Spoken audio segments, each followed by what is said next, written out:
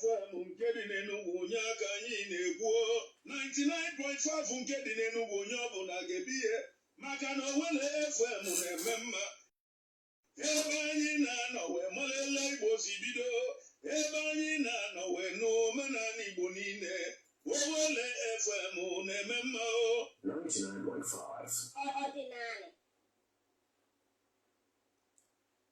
Ọ kụọla elekere 7 nke ụtụtụ.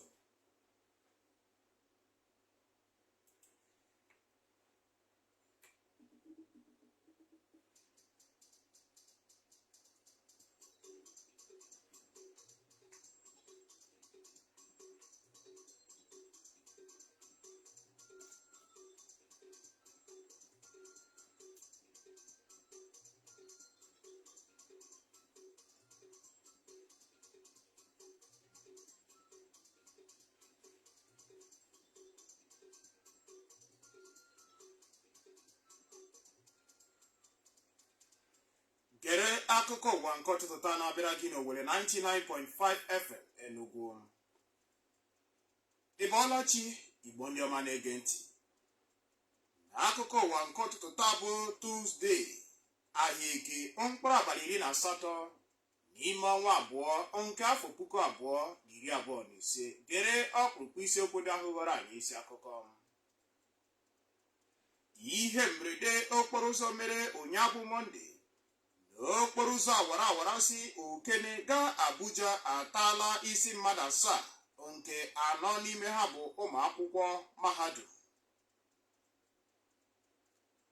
Ọnọdụ ahụike nke Pope Francis akawanyela njọ dịka a nọrọ ụnyaahụ Mọnde wee gbatie ụbọchị ọ ga-anọ n'ụlọ ọgwụ maka ịnara ọgwụgwọ.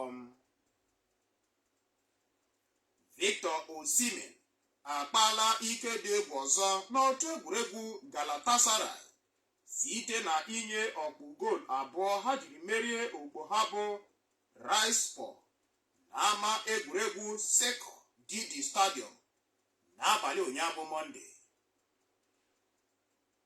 Cheta na akụkọ ndị anyị ga-anụ na-agakwa n'iru n'anyanwụ ududo anyị bụ www.owelefm.org.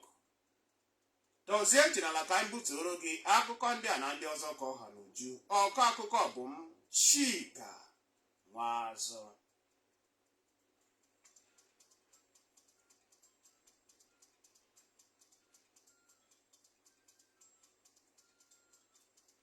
Ihe mberede okporo ụzọ nke metụtara ụgbọala opi ike bụ trọk na Kogi steeti ataala isi mmadụ 7 nke gụnyere ụmụ akwụkwọ mahadum Federal University Lokoja mmadụ 4 ebe ọtụtụ ụmụ akwụkwọ ndị ọzọ merụrụ ahụ. Onye ji ọkwa Sector Commander nke ụlọọrụ Federal Road Safety Corps FRLC na Kogi steeti bụ Mr. Samuel Oyedeji bụ ya gwara ndị nta akụkọ nke a na Lokoja bụ isi obodo Kogi steeti bụ oge o kwuru na ụgbọala opi ike ahụ enweghịzi ike ijidezi onwe ya aka. Ndị nta akụkọ nwetara ozi na ihe mberede okporo ụzọ ahụ mechara weta ihe mkpọbi ụkwụ nyere njem okporo ụzọ nke ndị si Okene na-aga Abuja kpọmkwem na mpaghara Lokoja. Nke a mere mgbe ụmụ akwụkwọ mahadum ahụ iwe juru n'obi maka ọnwụ nke ndị otu ha tụfuru ndụ ha bịara n'ochie okporo ụzọ ahụ kpamkpam. Ndị ahụ mmiri fara n'eze gụnyere ụmụ agbọghọ 3, otu nwokorobịa ya na nwoke ọzọ merụrụ ahụ. Oyedeji kwuru na ụgbọala opi ike ahụ nke bụ osisi awara awa sitere na ndịda ugwu ala anyị na-aga Abuja ejidezi onwe ya aka ma kwofere n'ọwara onye ọzọ gaa so na ụgbọala shuttle bus nke bụ ụmụ akwụkwọ Federal University Lokoja kpọmkwem n'ebe a kpọrọ Felele n'oge ọ fọrọ nkeji 20 ka ọ kụọ elekere 4 nke mgbede. Onye Sector Commander ahụ kwuru na onye ọkwọ ụgbọala shuttle bus ahụ ya na onye ọzọ ọ bụ n'ime ya so na ndị nwụnyụrụ anya pịa n'oge ahụ, mana ugbo ya nke ụgbọala trọk ahụ nọrọ n'oge ya bụ ihe mere wee rie mbọmbọ ọsọ iji zọrọ ndụ ya n'aka ụmụ akwụkwọ ahụ iwe dị n'obi.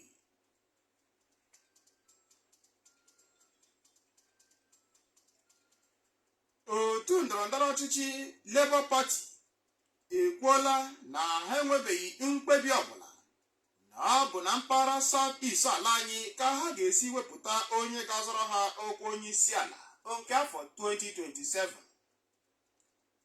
Nke a sitere na ọnụ onye ji ọkwa ode akwụkwọ izugbe mgbasa ozi ha n'ala anyị bụ Mr. Obiora Ifo, bụ onye gwara ndị nta akụkọ nke a na Abuja ụnyaahụ Mọnde.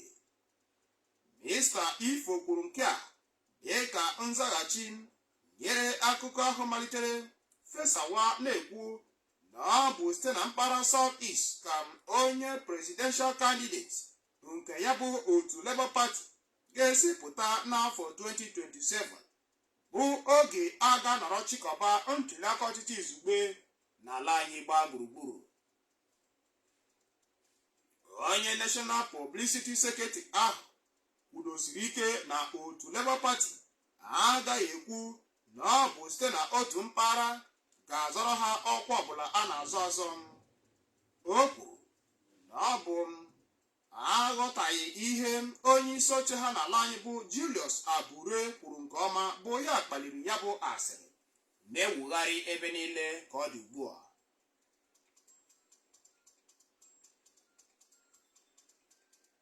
Otu ndọrọndọrọ ọchịchị People's Democratic Party na Abia steeti amalitela ịrịọ gọvanọ Alex Oti na-achị steeti ahụ ka ọ laghachi azụ n'otu pati ahụ ọ nọbụ na ya. Nke a sitere na ọnụ onye isi oche otu Board of Trustee nke pati ahụ n'ala anyị bụ Adolphus Wabara.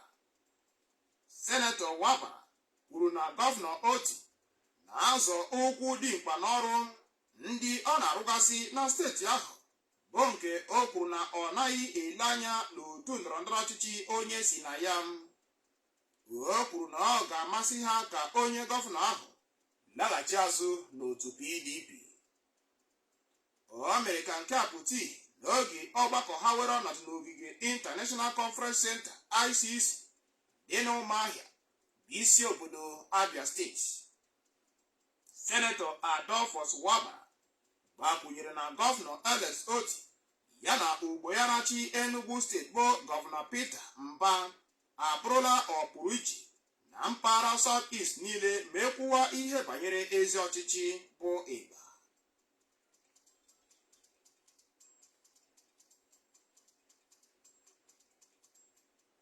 A kpọkuola gọọmenti n'ogogo niile nke ala anyị ka ha jiri ihe banyere ụgwọ ọnwa nke ndị ọrụ nakwa nke ndị lagoro ezumike nka kpọrọ mkpa oge niile n'ọchịchị ha. Ọkpụkpọ oku a pụtara ihe ụnyaahụ Mọnde n'oge ihe omume ndọrọndọrọ ọchịchị nke ụlọ mgbasa ozi anyị bụ Owerri 99.5 FM Enugu, oge ha bụ ụmụafọ Naịjirịa sitere na ịkpọ oku ekwentị tinye oke ha n'isiokwu nke ya bụ ihe omume. Akụkọ a ga-aka mma n'ọnụ onye nta akụkọ anyị bụ Obiajụrụ Odogwu.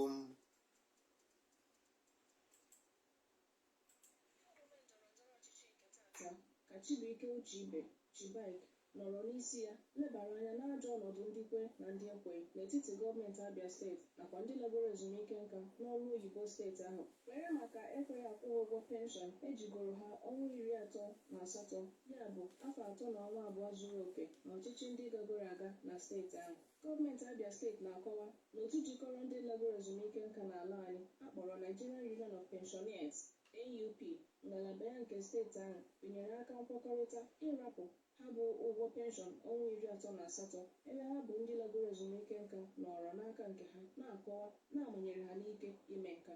Ihe ndị a kpatara na ụmụafọ Naịjirịa sitere mpaghara ala Igbo jiri kpọọ oku ndụmọdụ gara ọnọdụ a ma rịọkwa gọọmenti n'ogogo niile banyere ịdị na-akwụ ndị ọrụ na ndị lagoro ezumike nka ụgwọ ha niile. Onye izizi kpọrọ n'ekwentị n'ihe omume a bụ Madueke Nwaọgbakọ nke Ọgbakọ dị na Ọgụ Local Government Area n'Enugu Steeti, Sunday Okeke Sokoto sitere ndị Agụ Ogboriọgwụ dịkwu na Ọgụ Local Government Area nakwa Maazị Isaac Alaba sitere ụmụ obodo Ọshiamgbo nke Ọgụkwụ Local Government Area n'Ebonyi Steeti siri etu a kwuo okwu ha. Ndị ọrụ oyibo akagburu ha n'ụwa nke ọ bịa ihe ndị gọọmenti na-eme anyị adọghọkwa mma ahụ siri ụmụ ogbe adị na-ebe anya mara ọdụtụta ọbụla atọ onye ọzọ mgbe a tụgoro onwe ma akọ ọbịa ihe katakno alagbanye ụgbọala niile a na-ejikọrọ ọ tara ụkwụ ihe kwụpụtawacha ihe a na-ekekọta ezi ụzọ iko bikoka ije ege ala ije ana m asị jụọ nke eluigwe ọ ga-akwụghachi ahụ ụgwọ ha otu ha si wee bụ a na-ekwu ka ndị nnọchite anya House of Representatives ha leba anya n'ihe a na-ekwu maka na ha kwesịrị ịkpa mbọ gbasara occupation bọọdụ a na-ekwu ya so ka ha nyere ndị mmadụ aka maka na ụfọdụ nwụchasịrị n'abụ maka onwe ego nwere ike ọzọ ha nwere ha ji eleta onwe anya maọbụ ụmụaka ha na nke ha ka Maazị Onyeama Nkwa sitere Mgbo dị n'Ọgụ Local Government Area n'Enugu Steeti, Sunday sitere Mgbidi-Ọgwụ dịkwu na ya bụ Ọgụ Local Government Area nakwa Parapara sitere Igboeze Ọnịcha nke Ọnịcha Local Government Area n'Ebonyi Steeti tinyere oke nke ha etu a. akụkọ nke nwekwara oke ọ dị na ntị ọ kwụsịrị na mmadụ rụrụ ọrụ azụọ ya ụgwọ mana ndị ọzọ were ọrụ ha tụ ndị obodo nwere ike ka ha ji ekele akwụkwọ ya dịzi otu ego mere mara aka akụkọ ọ dịghị nke mmiri onye ma ha ntị a na-arịọ gọvanọ ọbụla ahụ ya kwụọ ndị ụgwọ ugbu a maka ọmasị m gọvanọ klas ugbu a o nwere ebe gọvanọ klas ebe egosi abata omechighị nke a omechighị ha onye gọvanọ ọ nọ n'oge a na-akata gị ego ebe mmadụ ga-arụta ọrụ echichi ụgwọ ọrụ ya tupu mmadụ ga-atụ onye ọzọ mbọ ya tụọ onwe ya mara ka o si atụ mana ha mara na mmadụ igbu mmadụ abụrụ mgbe iji mma maọbụ egbe maọbụ pọzi gbuo mmadụ echichi ego mmadụ ikwesịrị inye mmadụ abụrụ na-egbe ezinụlọ ya kwasọtọ jide ezinụlọ ya onye achịrị echiche nwa ọbara onye ahụ dị ụlọ ahụ n'isi Ndị ọzọ gụnyere Chinedu Mba sitere Orumba North Local Government Area na Anambra Steeti, Brother Charles Njoko, Charlie Peace nke Ololiọgwụ na Ọgụ Local Government Area nakwa Maazị Fidelis Ani Papa-Afada sitere Amankwọ dị n'Ugboọka nke Nkanu East Local Government Area n'Enugu Steeti tụtara alo etu a. ọrụcha ọrụ ejide ụgwọ ọnwa onye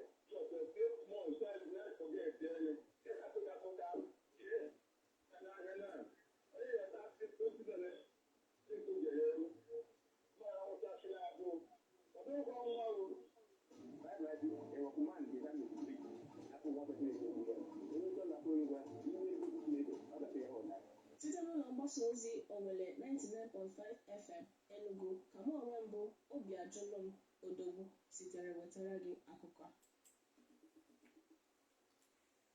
Deme daalụ ọlụ Obiajụlụ na Owele 99.5 FM Enugu ka akụkọ ụwa ndị anyị na-anụ si were na-abịara gị. Anyị ga-aga n'iru ma njacha obere ezumike.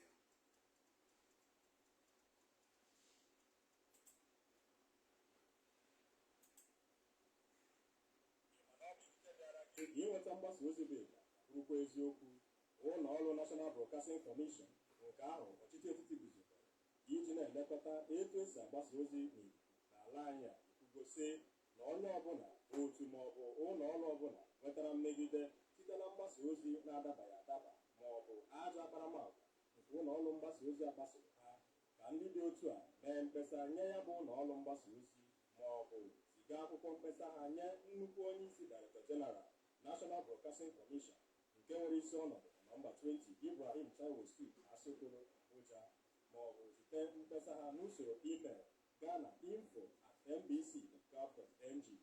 Biko gbaa mbọ denye aha ụlọ mgbasa ozi ahụ, aha ihe omume ha na-eme mgbe ha dara iwu ahụ, mkpụrụ ụbọchị na oge eji mee ihe omume ahụ ya na iwu esi na ha dara.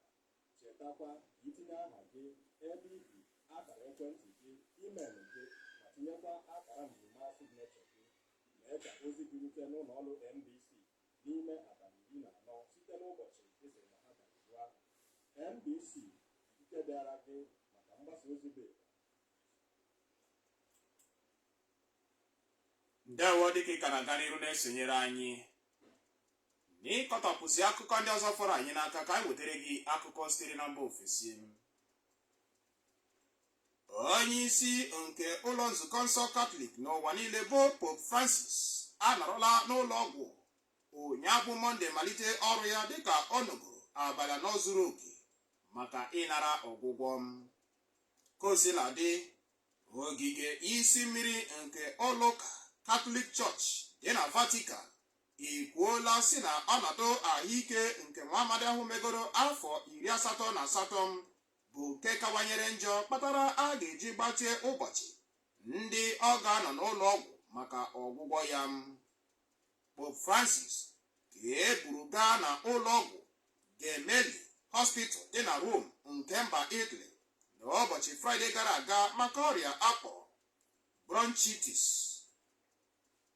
Vatican kwuru ọzọ na-achọpụtakwala na o bu ọrịa ọzọ akpọrọ polymicrobial infection nke na-emetụta oghere mmadụ ji were na-eku ume. N'akụkọ ọlụ dị n'etiti otu egwuregwu Galatasaray ya na Rizespor ka Victor Osimhen bụ nwafọ ala anyị ụkwụ na aghọ nkụ nọrọ nye okpu goolu abụọ a zụtara naanị otu n'ama egwuregwu Seko Didi Stadium n'abalị ụnyaahụ Mọnde.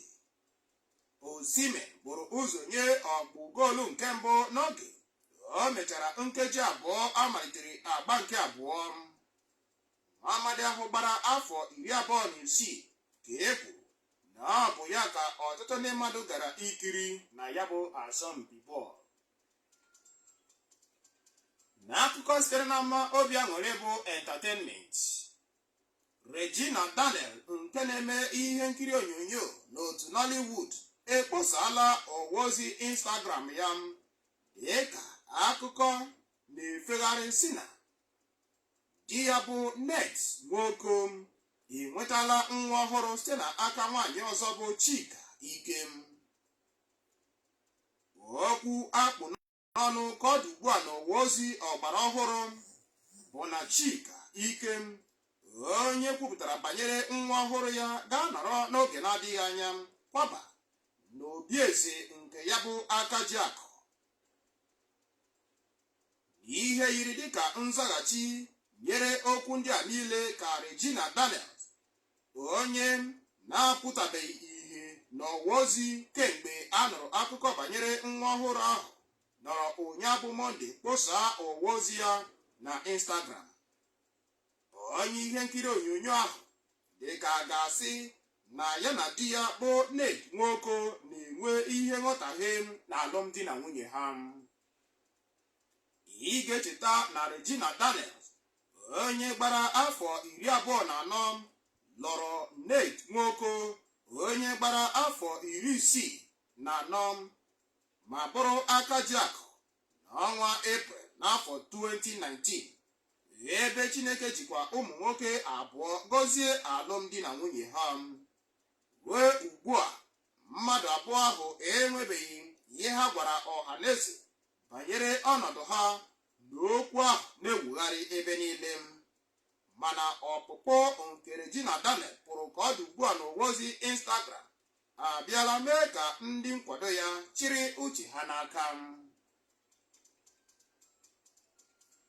O wee bụrụ ya n'ịpịachizi akụkọ ụwa nke ụtụtụ taa, ga-enwe ntị ọzọ n'ọkpụrụkpụ isiokwu ndị ahụ anyị ji mere isi akụkọ. Ihe mberede okporo ụzọ mere ụnyaahụ Mọnde n'okporo ụzọ awara awara si Okene gaa Abuja atala isi mmadụ 7, nke 4 n'ime ha bụ ụmụ akwụkwọ nke Federal University Lokoja. Na mba ofesi ka anyị kọrọ gị n'ọnọdụ ahụike nke Pope Francis akawanyela njọ dịka a nọrọ ụnyaahụ Mọnde were gbatie ụbọchị ọ ga-anọrọ n'ụlọ ọgwụ maka ọgwụgwọ ya. N'ama egwuregwu ka anyị kọrọ gị na Victor Osimhen akpaala ike dị egwu ọzọ n'otu egwuregwu Galatasaray nke dị na mba Turkey site na inye okpu goolu abụọ ha jiri merie ogbo ha bụ Rizespor n'ama egwuregwu Seko Didi Stadium n'abalị ụnyaahụ Mọnde. n'aha Nnabuife Nwekwu ya na ndị otu ya dere ma hazie akụkọ ụwa ndị a ị nụrụ, ka m Chika Nwaazụ onye tụgharịrị ma gụọrọ gị n'asụsụ Igbo jasio keke nke taa ketara anyị nke ọma. Ya gaziere gị Igbo ndị ọma m.